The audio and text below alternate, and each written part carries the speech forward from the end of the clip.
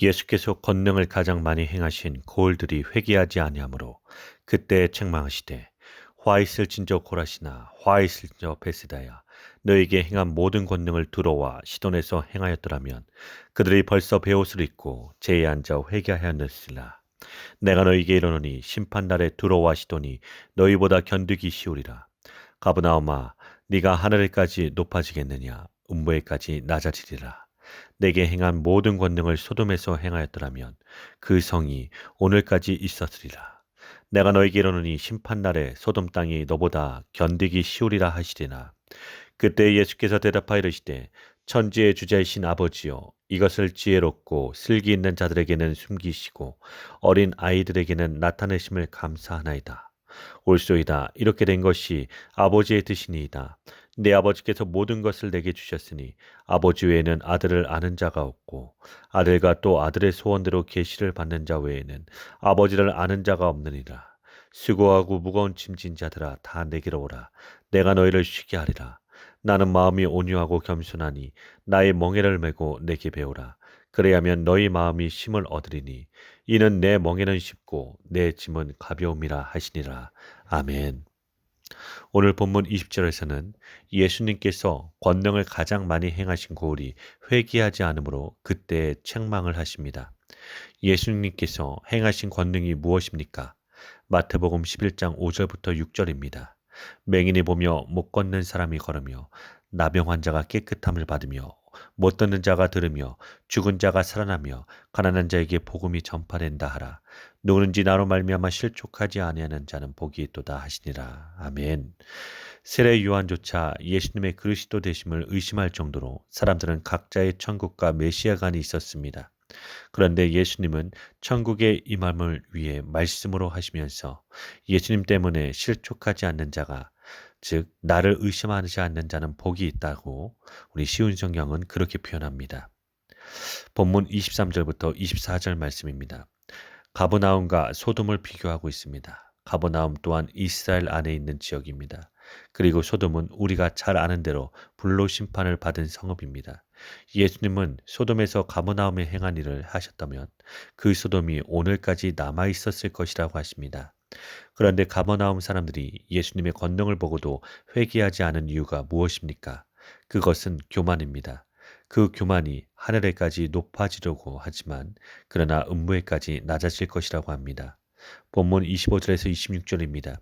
예수님께서 말씀하시기를, 천지의 주제이신 아버지여, 이것을 지혜롭게 슬기 있는 자들에게는 숨기시고 어린아이들에게는 나타내심을 감사합니다. 옳습니다. 이것이 아버지의 뜻이라고 합니다.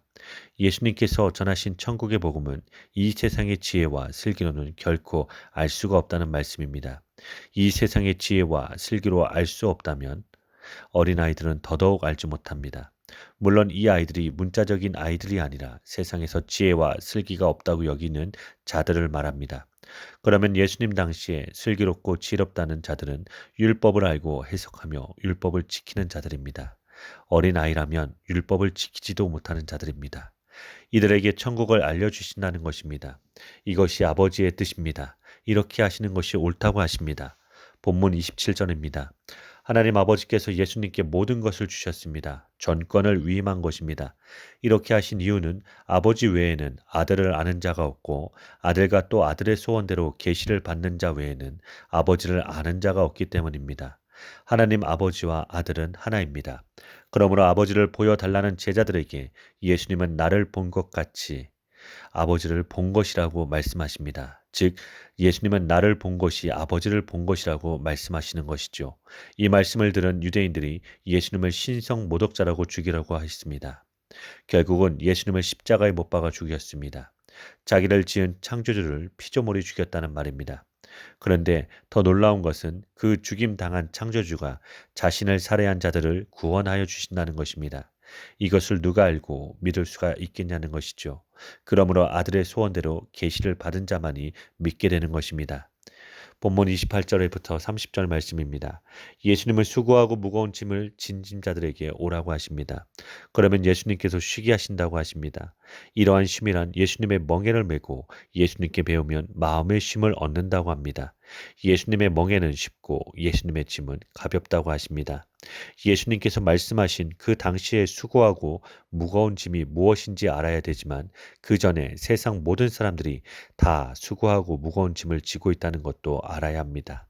세상 모든 사람들이 그 모양은 조금씩 다르지만 다 자기의 인생이라는 무거운 짐을 한 짐씩 다 지고 갑니다. 흔히 고통 총량 일정의 법칙이라는 말을 사용합니다. 일평생 동안 한 인생의 고통을 계산해 보면 다른 사람들과 같다는 말입니다. 시편 90편을 보시면 인생이 70이요 강건하면 80이라도 그 일평생이 수고와 슬픔뿐이라고 합니다. 그러면 예수님께서 말씀하신 수고하고 무거운 짐은 어떤 짐이겠습니까? 모든 사람들이 다 지고 가는 그런 수고와 슬픔이 아니라 바로 율법이라는 짐입니다. 유대인들은 율법, 곧 토라를 어깨 위에 짊어진다는 표현을 합니다. 소가 멍에를 지듯이 율법이라는 멍에를 지기 시작하는 나이는 13세부터라고 생각하였습니다. 히브리인들의 게마트리아, 즉 히브리어 알파벳이 나타내는 숫자에 의하면 13이라는 숫자는 하나라는 단어인 에하드의 숫자 값과 일치합니다. 에하드라는 히브리어 자음의 단어 값을 합하면 13이 됩니다. 이 생각에 근거하여 사람이 하나님과 하나가 될 수 있는 나이를 13세로 보고 성인식을 치르게 되죠. 이때부터 율법의 아들이 됩니다. 이 성인식을 마칠 때 모든 사람들 앞에서 나는 이제부터 하나님의 율법을 내 어깨 위에 짊어지고 세상을 살겠습니다. 라고 고백한다고 합니다. 이렇게 율법을 짊어지게 된 사람은 죽어도 벗을 수가 있는 것이 아니었다고 합니다. 죽어도 율법의 영향을 받는데 그 이유는 사람이 흙으로 지어졌기 때문입니다. 히브리인들의 개념의 흙은 부정합니다. 그러므로 신체 가운데 이 부정한 부분이 모두 없어질 때까지 율법의 영향을 받으며 사람의 살이 모두 다 썩어서 없어진 뒤에야 율법의 영향에서 벗어나고 쉬게 된다고 보았습니다. 그래서 유대인들은 시신을 동굴의 무덤에 세마포로 싸서 돌 위에 놓아둡니다. 그래야 살이 다 썩어지면 그 뼈를 동굴의 무덤 한 곳에 넣습니다. 이렇게 되면 그가 조상들에게도 돌아갔다는 말이 되지요. 그 조상들의 뼈 위에 차곡차곡 쌓이는 것입니다. 이처럼 유대인들은 율법이라는 멍에를 집니다. 그런데 이런 율법의 멍에를 자랑스럽게 집니다. 그러면 예수님께서 말씀하시는 수고하고 무거운 짐은 무엇입니까? 우리 앞에서 본 산상수훈에서 예수님께서 말씀하실 때 너희는 이렇게 들었으나 나는 너희에게 말한다고 하신 말씀을 여러분 기억해 보시길 바랍니다. 율법의 원래 의도를 알지 못하고 왜곡되게 율법을 해석하고 적용하는 그들을 향하여 예수님은 그 어떤 권위와 권세보다 더 큰 권세로 나는 너희에게 말한다고 하셨습니다. 이 당시의 사람들은 율법 해석의 전통과 권위를 그들의 율법 선생에게 두고 있습니다. 그 계보를 따라 올라가면 모세가 최종 권위가 됩니다. 그런데 예수님은 모세를 지으신 분이시고 율법을 주신 분이십니다.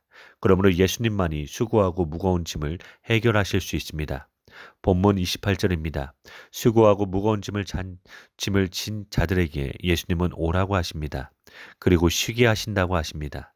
어떻게 쉬게 하시는 것입니까? 예수님은 마음이 온유하고 겸손하셔서 예수님의 멍에를 메고 내게 배우라고 하십니다. 예수님께 가도 멍에가 있습니다. 그런데 이 멍에가 쉽고 짐이 가벼운 이유는 예수님이 온유하고 겸손하시기 때문이라고 하십니다.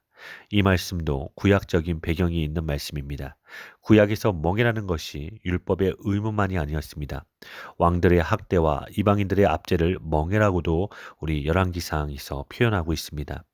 그러므로 유대인들이 기다리는 메시아는 이런 멍에를 꺾어버리는 것을 기대합니다. 그런데 예수님은 자기의 멍에를 또 주신다고 하십니다. 예수 그리스도의 십자가가 왜 쉽고 가벼운 짐이며 왜 그 멍에 아래서 마음의 힘을 얻게 되는 것입니까? 그 이유는 내가 그리스도와 함께 죽는 자리이기 때문입니다. 이 세상의 법도 죽은 자에게는 더 이상 어떤 책임을 묻지 않습니다. 율법은 죄와 사망을 낳게 됩니다. 물론 율법을 완벽하게 지켜내면 생명을 얻습니다. 그러나 모든 인간은 이미 타락한 아담 안에서 죄와 사망이 왕노릇하는 가운데 태어난 자들입니다. 그 스스로의 노력으로는 그 어떤 누구도 죄와 사망의 법에서 벗어날 수가 없습니다. 오직 예수 그리스도의 십자가로 하나님의 약속을 다 이루십니다. 그 다 이루심으로 인하여 죄와 사망의 법에 갇힌 자들이 생명과 성령의 법으로 해방이 되는 것입니다. 이렇게 해방되는 길이 예수 그리스도의 십자가입니다. 사도행전 15장을 보면 예루살렘에서 사도들이 모이게 됩니다. 예수님을 믿는 바리새인들이 이방인으로 예수님을 믿는 자들에게 율법을 지키고 할례를 행하여야 한다는 말을 듣고 베드로는 우리와 우리 조상들도 매지 못한 멍에가 율법의 멍에라고 합니다. 이제는 그런 율법의 멍에가 아니라 유대인이나 이방인이나 차별이 없이 주 예수 그리스도의 은혜로 구원을 받습니다. 이것이 수고하고 무거운 짐진 자들이 쉼을 얻는 복음의 핵심입니다. 그런데 우리는 은혜를 외치며 시작하지만 이내 또다시 나의 의를 드러내는 삶을 반복하고 있습니다. 예수 그리스도의 십자가로 다 이루신 하나님의 은혜를 우리 힘으로 다시 이루려 한다는 것입니다. 부디 예수 그리스도의 십자가에서 참 쉴 곳을 찾으시는 놀라운 하나님의 은혜가 임하길 우리 간절히 기도드립니다.